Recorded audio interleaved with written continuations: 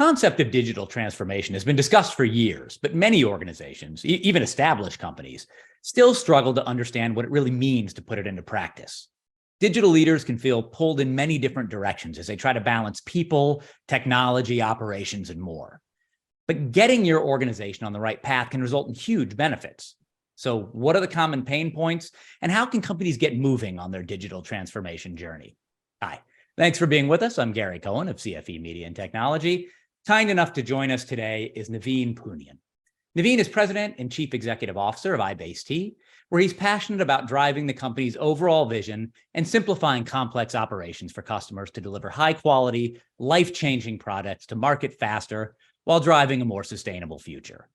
Under his leadership, the company has expanded its rapidly growing digital manufacturing solutions business across France, Europe, the Middle East, and Africa.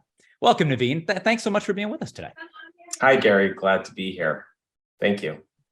So let's dive right in and speak to some of the pains and challenges our audience faces every day. So much has been made about supporting frontline workers in an effort to retain them and share their skills and knowledge. Can you explain how you see digital solutions impacting manufacturing personnel? So I see it on two fronts. One, you do have an aging workforce. So you need to invest in technology to ensure that you attract that new force to come and actually want to work for your company, right? Work on tablets, work on iPhones, be in that digital world.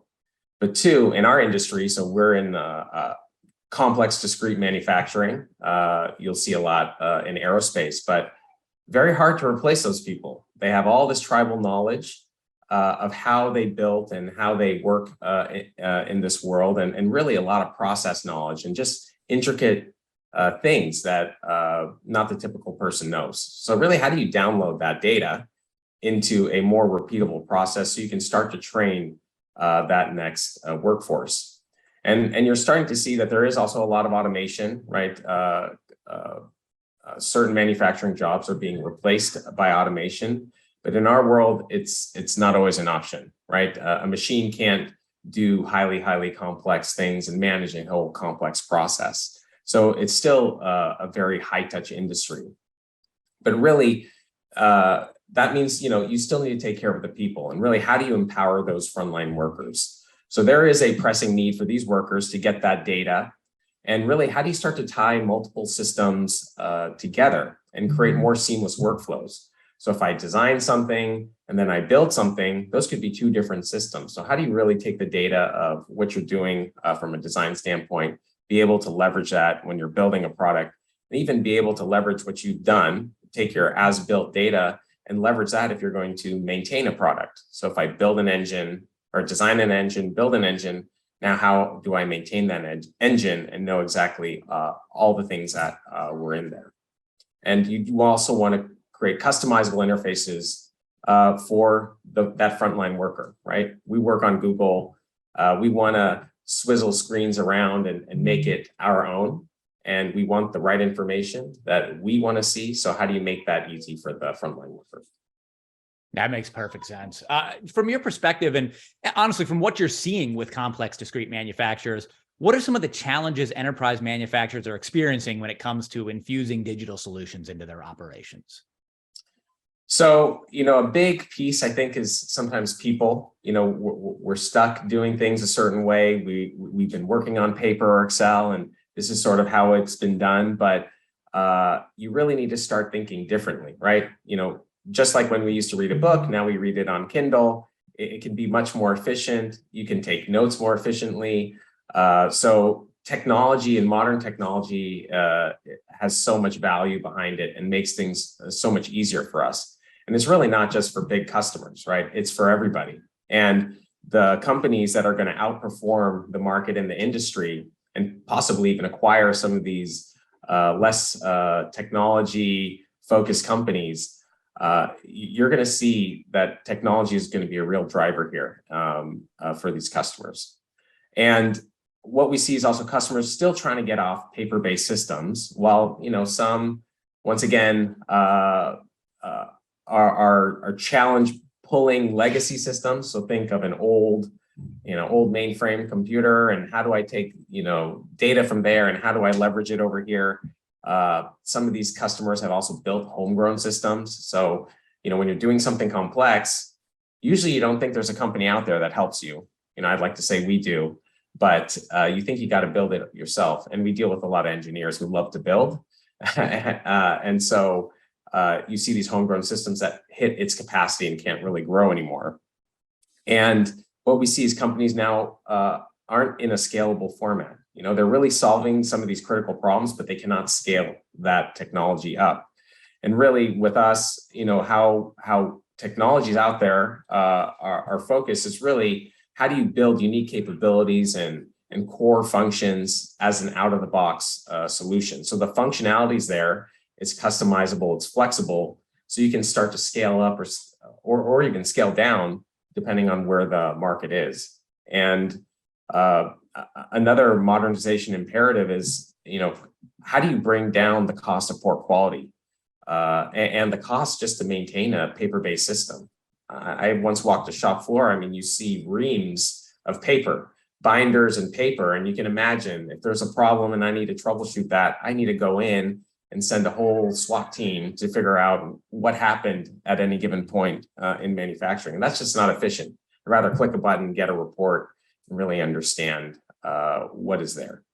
And the other imperative we're seeing is a cloud manufacturing, right? So a lot of people trying to take advantage of the cloud, the agility that it has, the scalability, and to support global operations. And also to handle some cybersecurity aspects that small companies can't do, but even big companies, they're too big and structured, not in such a way to be as efficient with security.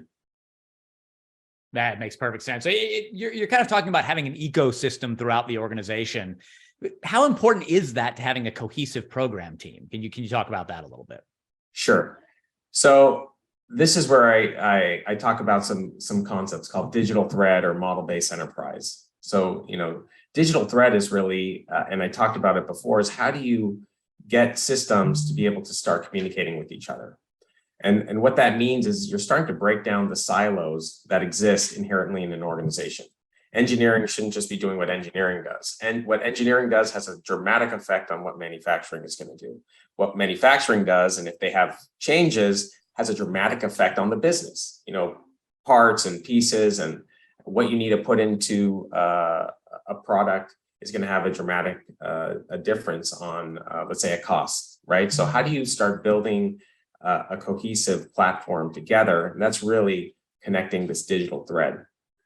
And also, it's not just about the four walls. So we deal with a lot of prime OEM manufacturers. So if I build a big product, I have a dense supply chain. So I may have 1,000 suppliers. So how do you start to bring them into those four walls, or at least the data, bring those into the four walls so I can deliver better, but better yet, I even have visibility as to what's happening in my supply chain. So I can start to anticipate when things are going to go wrong, or if I'm going to have delays, and I can actually take care of that and be proactive in my planning.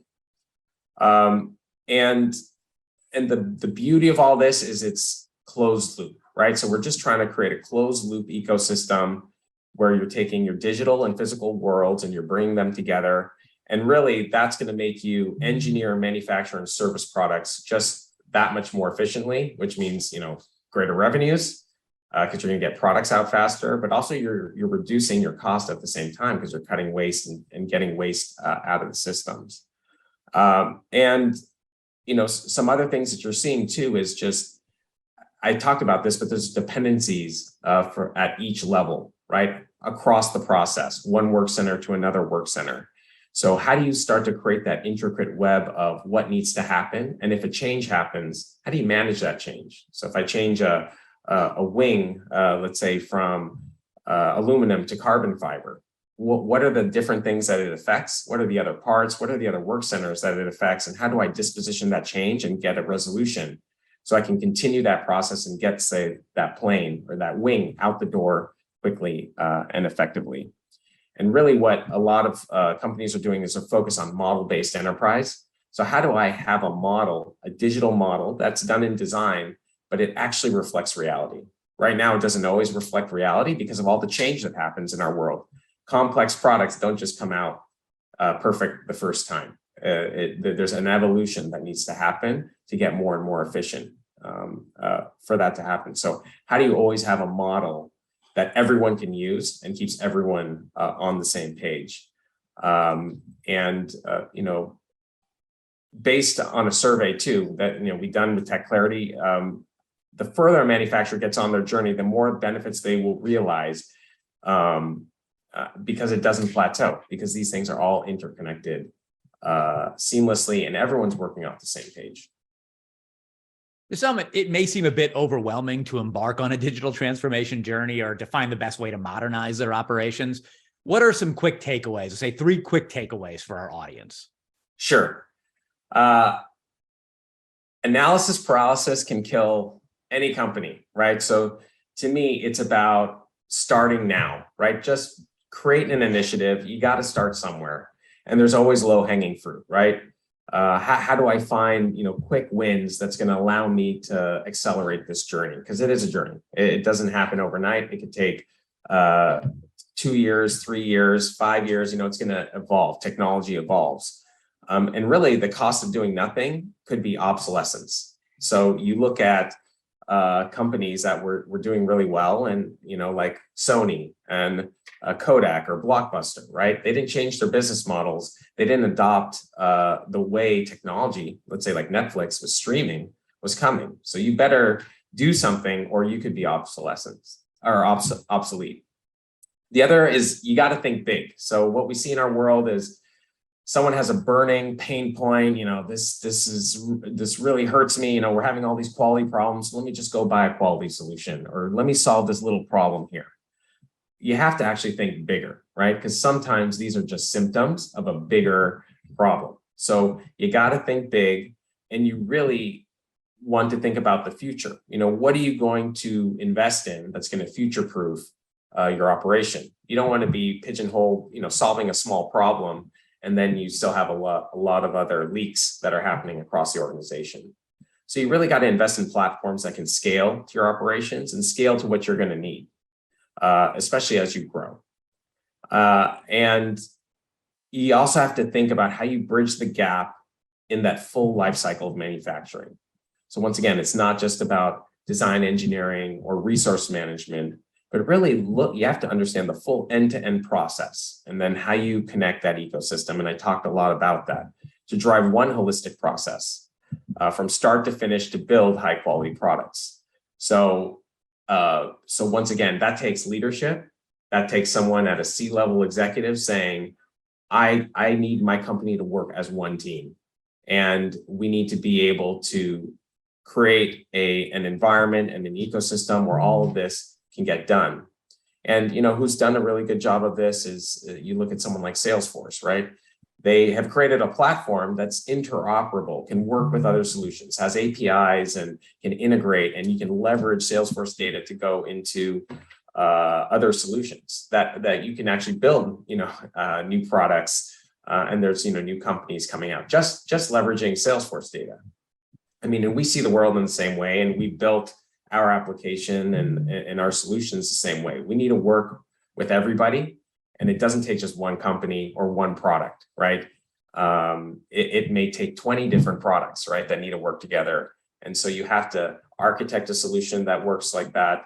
You also have to make sure you invest in companies that think that way. But really, it starts with leadership, understanding that, and trying to drive that into the organization. That's outstanding, Naveen. That's all terrific information. Thank you so much for being with us today. Thank you. Had a great time, Gary. Appreciate it. Sure. Yeah. For more great engineering content, check in with the whole suite of CFE brands: control engineering, plant engineering, consulting, specifying engineer, and industrial cybersecurity pulse. Thanks so much for watching. We'll see you next time.